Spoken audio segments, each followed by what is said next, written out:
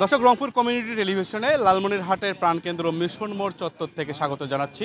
আমি খাইরুল কবির। আপনাদেরকে একটি বিষয় জানিয়ে রাখি, জাগো বাহে তিস্তা বাঁচাও যে আন্দোলন রয়েছে, এই জাগো বাহে তিস্তা বাঁচাও আন্দোলনের সঙ্গে সংহতি জানিয়ে বাংলাদেশ প্রেস ক্লাব লালমনিরহাট জেলা শাখার 5টি উপজেলা থেকে সাংবাদিকরা এসে কিন্তু আজকে এই মানববন্ধনে অংশগ্রহণ করেছে। আমরা বাংলাদেশ প্রেস ক্লাব লালমনিরহাট জেলা শাখার যে সভাপতি রয়েছে, প্রতিষ্ঠাতা সভাপতি রয়েছে, আমরা একটু তার সঙ্গে কথা বলবো এবং জানতে চাইবো আজকে যে তারা এই মানববন্ধনে দাঁড়িয়েছে, তিস্তা বাঁচাও আন্দোলনে সংহতি প্রকাশ করেছে, কেন তারা দাঁড়িয়েছে। বিসমিল্লাহির রহমানির রহিম। আমরা বাংলাদেশ প্রেস ক্লাব আজকে যে মানববন্ধন করেছি সেটা আমাদের দাবি নয়, এটা উত্তরাঞ্চলের 2 কোটি মানুষের প্রাণের দাবি। জাগো ভাহে তিস্তা বাঁচাই, এই তিস্তা বাঁচাই আন্দোলনের প্রধান সমন্বয়ক সাবেক সফল উপমন্ত্রী, বিএনপি কেন্দ্রীয় নির্বাহী কমিটির সাংগঠনিক সম্পাদক অধ্যক্ষ আসিফ দুলু মহোদয়ের নেতৃত্বে এই আন্দোলন শুরু হয়েছে। এই আন্দোলন বাস্তবায়ন না হওয়া পর্যন্ত এবং এই তিস্তা মেগা প্রকল্প কাজ শুরু না হওয়া পর্যন্ত আমরা 2 কোটি মানুষ সহ, আমরা সাংবাদিক সহ, সুশীল সমাজের সমস্ত মানুষ আমরা কেউ ঘরে ফিরে যাব না, এটা হলো আমাদের প্রত্যাশা।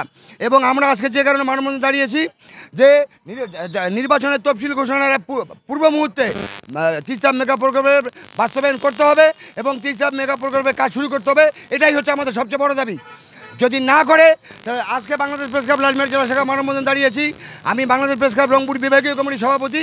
প্রয়োজনে সারা উত্তর অঞ্চলের, যেহেতু এই মেগা প্রকল্পটি বৃহত্তর রংপুরের 8টি জেলা নিয়ে নীলফামারী, গাইবান্ধা, কুড়িগ্রাম, আমরা 8 জেলায় একইভাবে মানববন্ধন ঘোষণা দেব এবং আমরা প্রয়োজনে রাজপথে নামবো দাবি আদায়ের জন্য। বাংলাদেশ প্রেস ক্লাব যা যা করণীয় আমরা তাই করতে বাধ্য হব। আমি প্রথমেই আবারও স্মরণ করতে চাচ্ছি যে এই তিস্তা মেগা প্রকল্পের প্রধান সমন্বয়ক বিএনপি কেন্দ্রীয় নির্বাহী কমিটির সাংগঠনিক সম্পাদক সাবেক সফল উপমন্ত্রী জনাব অধ্যক্ষ আসিফ দুলু।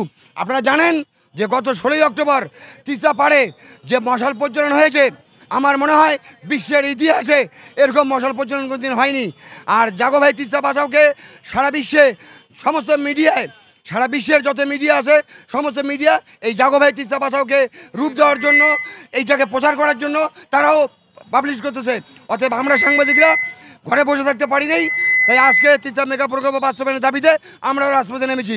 আমি মাননীয় প্রথম উপদেষ্টা, মাননীয় পানি সম্পদ উপদেষ্টা মহোদয়ের কাছে নিকট আকুল আবেদন করব যে অবিলম্বে নির্বাচনের আগে তফসিল ঘোষণার আগের জন্য তিস্তা মেগা প্রকল্প বাস্তবায়ন করেন এবং তার কাজ শুরু করেন, এটাই আমাদের দাবি, এটাই আমাদের প্রত্যাশা।